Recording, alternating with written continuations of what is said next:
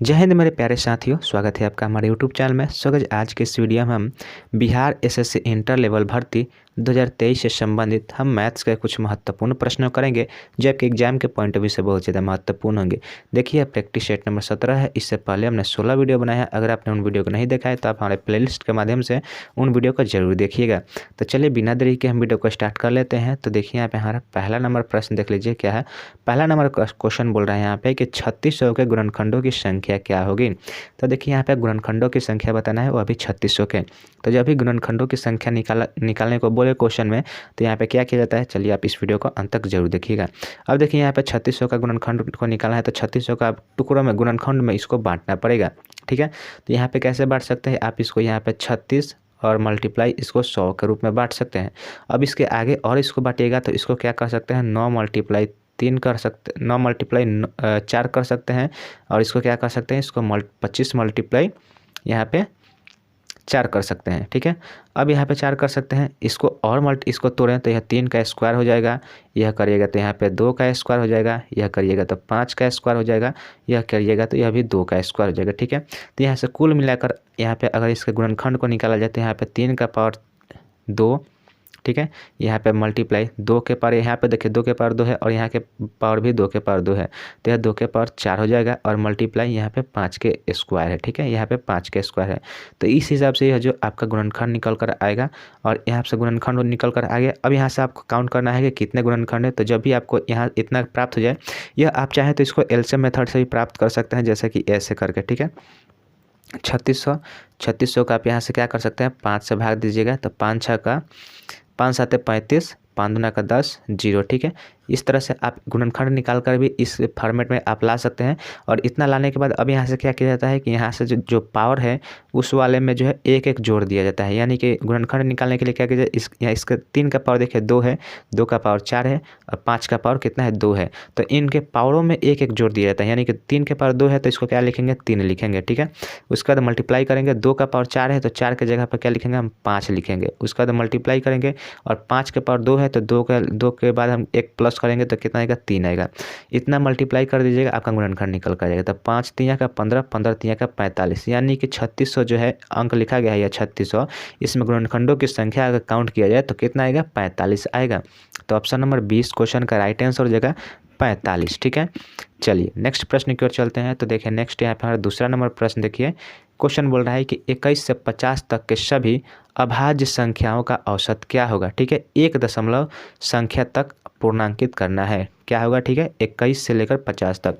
तो देखिए, इस सवाल को सॉल्व करने के लिए आपको जो है सबसे पहले अभाज्य संख्या याद रहना चाहिए। अगर आपको पास अभाज्य संख्या के जो है अभाज्य संख्या गिनने का जो तरीका नहीं मालूम है, यानी कि उस अभाज्य संख्या अगर आपको याद नहीं है तो यह जो है सवाल आपसे नहीं बनेगा। ठीक है, तो यहाँ पे देखिए 21 से 50 के बीच में अगर कुल अभाज्य संख्याओं की बात की जाए तो 21 से 50 के बीच में कुल अभाज्य संख्या कितनी होती है, 7 होती है।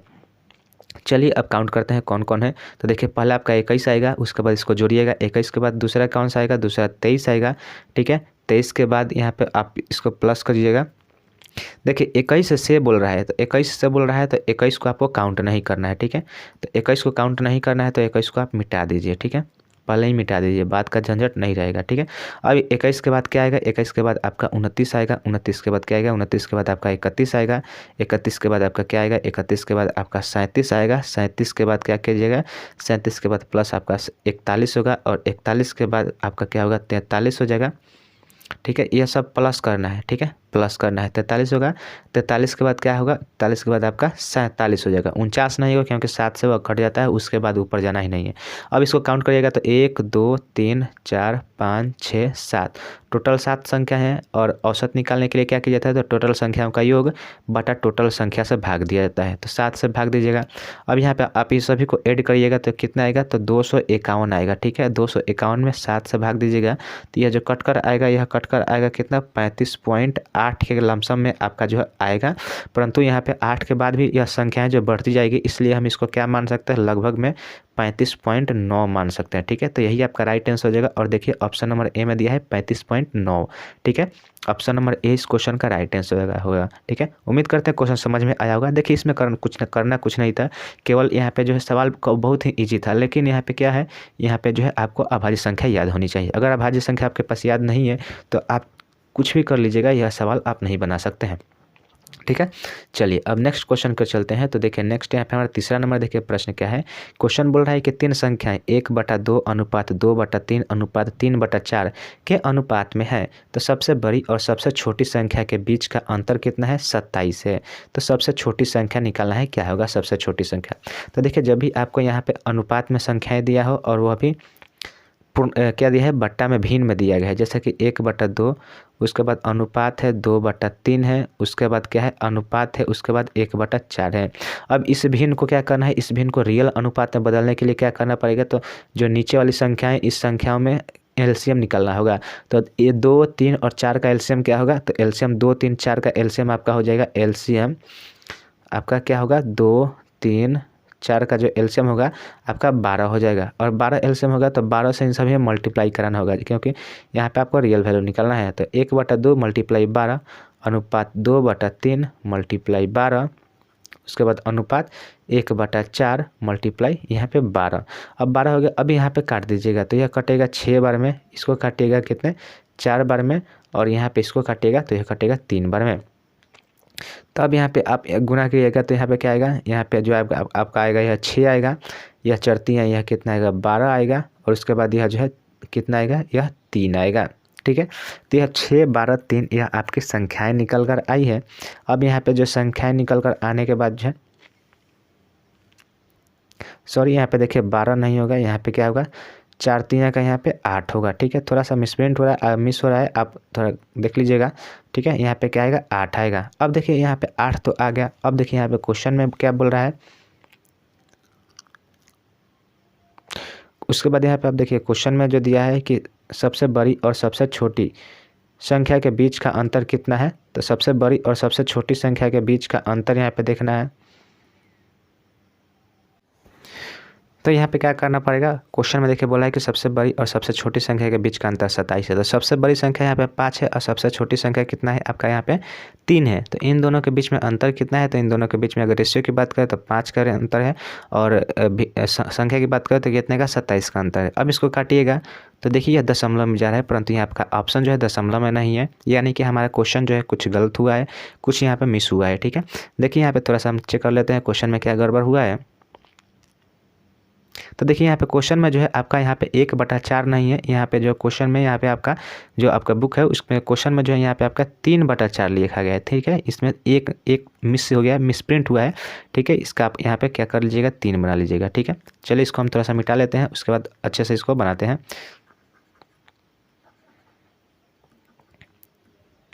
देखिए बाकी सभी तो ठीक है, वहाँ पे केवल आपको 3/4 करना था। ठीक है, अब यहाँ पे हम क्या कर लेते हैं, यहाँ पे जो आप यहाँ पे 3/4 करिएगा तो यहाँ पे 3/4 हो जाएगा, मल्टीप्लाई हो जाएगा।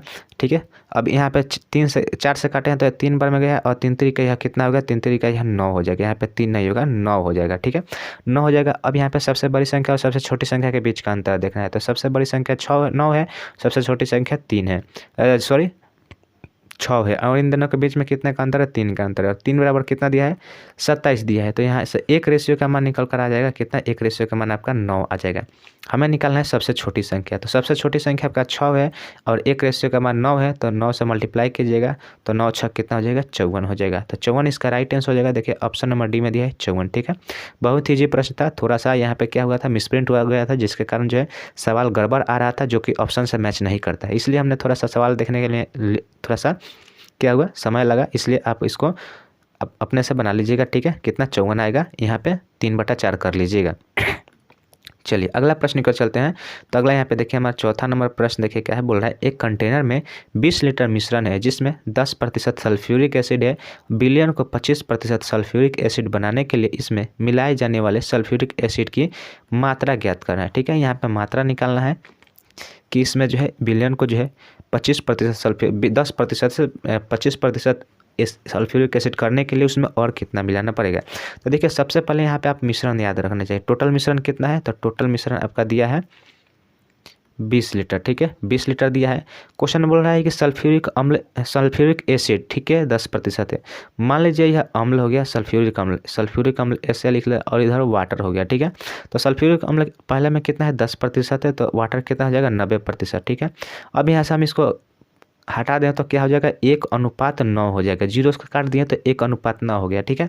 उसके बाद बोल रहा है कि इस विलयन में 25% सल्फ्यूरिक एसिड बनाने के लिए, इस विलयन में जो है 25% बनाने के लिए इसमें मिलाए जाने वाले एसिड सल्फ्यूरिक एसिड की मात्रा ज्ञात करना है। तो यहाँ पे हम क्या मिला रहे हैं, सल्फ्यूरिक एसिड मिला रहे हैं। तो मान लीजिए यहाँ पे x मिला दिए, ठीक है।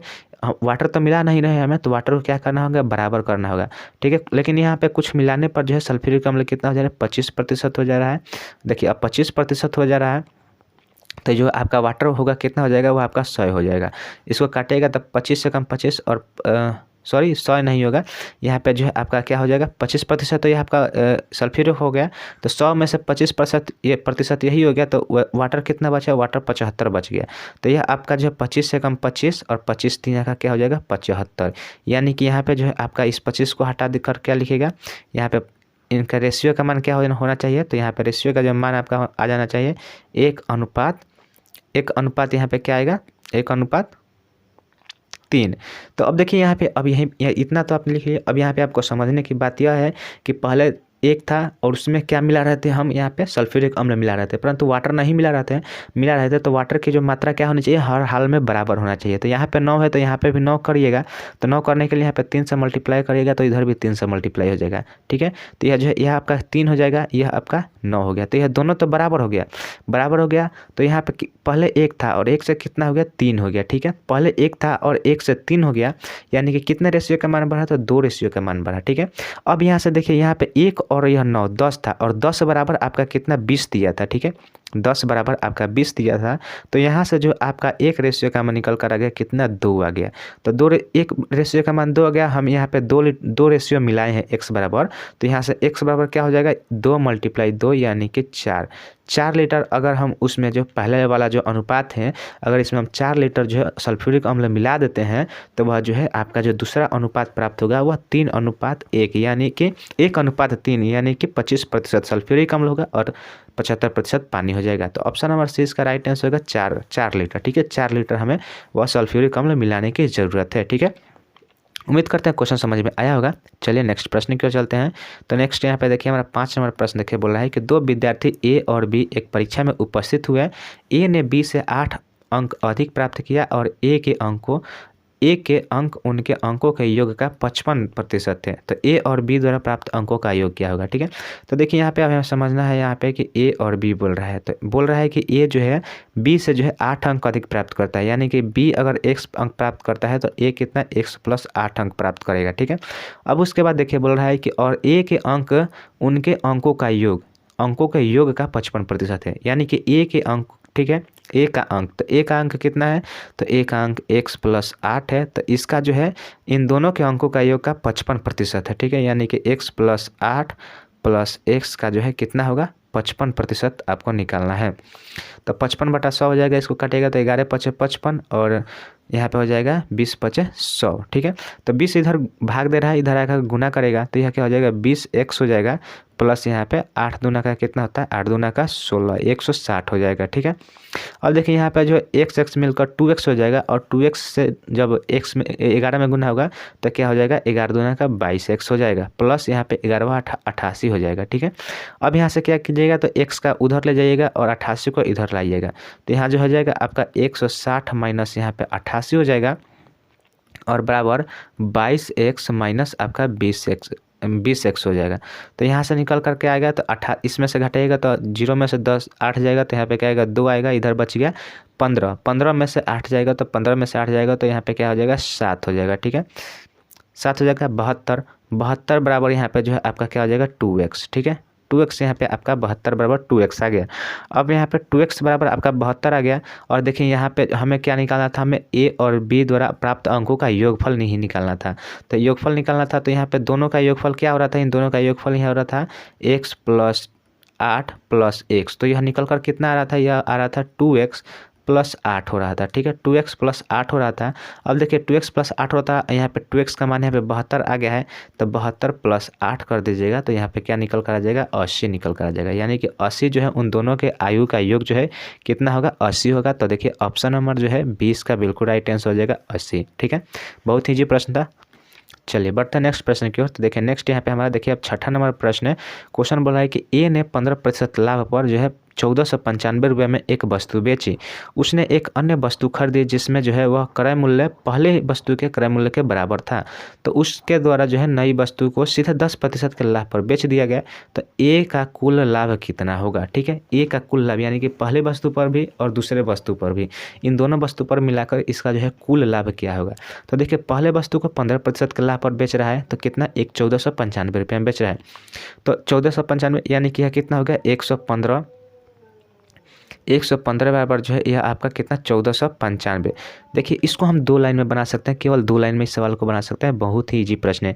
यहाँ पे देखिए क्वेश्चन को क्या यह दूसरा लाइन समझने वाली बात है। दूसरा लाइन में बोल रहा है कि उसने एक अन्य वस्तु खरीदी जिसका क्रय मूल्य पहली वस्तु के क्रय मूल्य के बराबर था, यानी कि दोनों जो मान लीजिए ए और बी दोनों वस्तु है और इन दोनों वस्तुओं का क्रय मूल्य 100 रुपया है। ठीक है, मान लीजिए 100 दोनों वस्तुओं का क्रय मूल्य 100 रुपया है।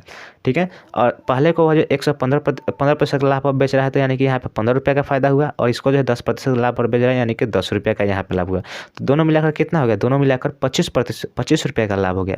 तो यहीं पे हमें इस क्रय मूल्य को भी हम हटा दें, क्रय मूल्य को निकालने की कोई जरूरत नहीं है।